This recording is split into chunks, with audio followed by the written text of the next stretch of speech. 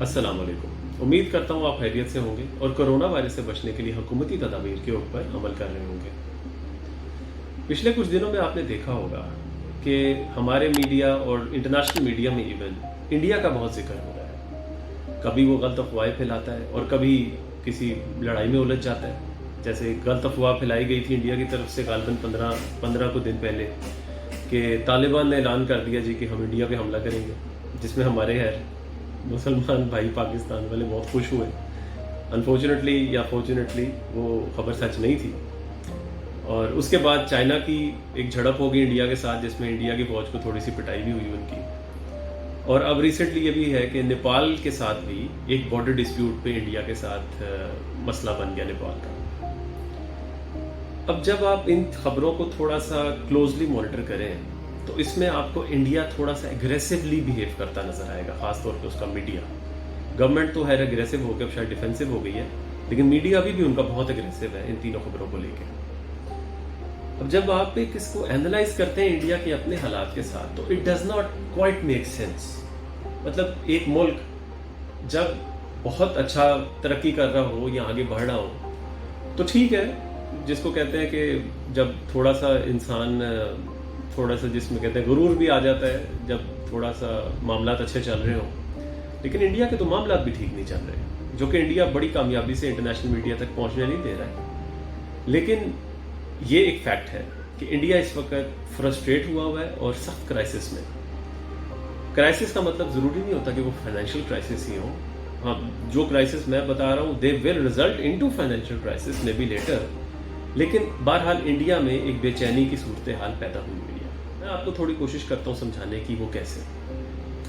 देखिए, इंडिया एक बड़ा मुल्क है, तकरीबन 1.5 अरब की आबादी उसकी हो गई है। तकरीबन चाइना जितनी आबादी इंडिया की हो चुकी है। और जो जिसको कहते हैं फाइनेंशियल एक्सपर्ट्स हैं, वो ये कहते हैं कि इंडिया के जीडीपी को एटलीस्ट 9% एनुअल ग्रोथ चाहिए, सिर्फ इसीलिए कि वो अपने ही लोगों को रोजगार दे सके।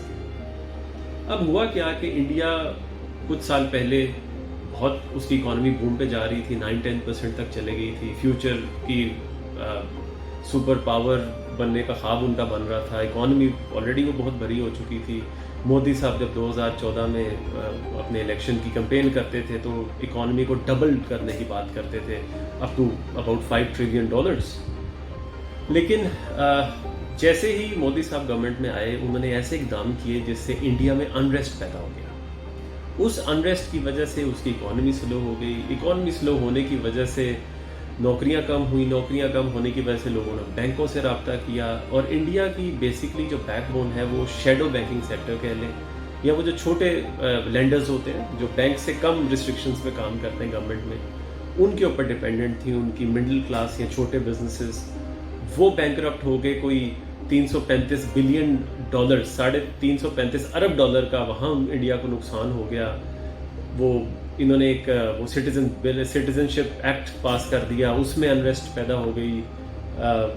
आर्टिकल 370 का मसला हुआ। इंडिया में एक अलहदा बहस छिड़ गई। हर लिहाज से इंडिया ने मेरे नज़दीक अपने पैरों पे खुद ही कुल्हाड़ी मारी। और गरूर करने वाला ऐसे ही करता है हमेशा, एक दुनिया का निज़ाम है, जिसकी वजह से इंडिया इस वक्त उस पोजीशन में नहीं है। और वो जो राइजिंग इंडिया का आप सुनते होंगे, that is no longer the case.